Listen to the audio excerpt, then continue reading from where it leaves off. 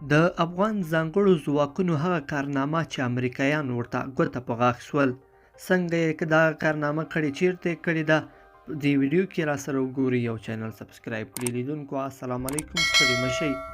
د کورنیو چارو وزارت پخوانی ویان نصرت رحیمي لیکي 3 کاله وړاندې په کورنیو چارو وزارت کې د ګډو افغان امنیتي ځواکونو او څو تنو امریکایي ځواکونو د قومندانانو ترمنځ غونډه جوړه شوې وه. دې غونډې ته زه هم وربلل شوی وم.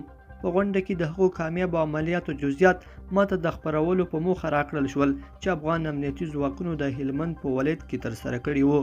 زه یوازې د غونډې ظاهر ته متوجه وم چې جالبیت یې درلود، خو په اصلي موضوع نه وم خبر چې ناست امریکایي امنیتي قومندانان ولې د دې عملیاتو ترسره کولو ته سوچ وړی دي.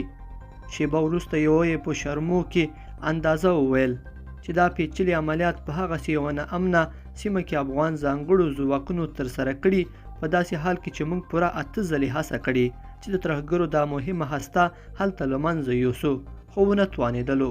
نه یوازې دا چې ونه توانېدلو، بلکې 2 ځلې مو ټپیان هم ورکړل.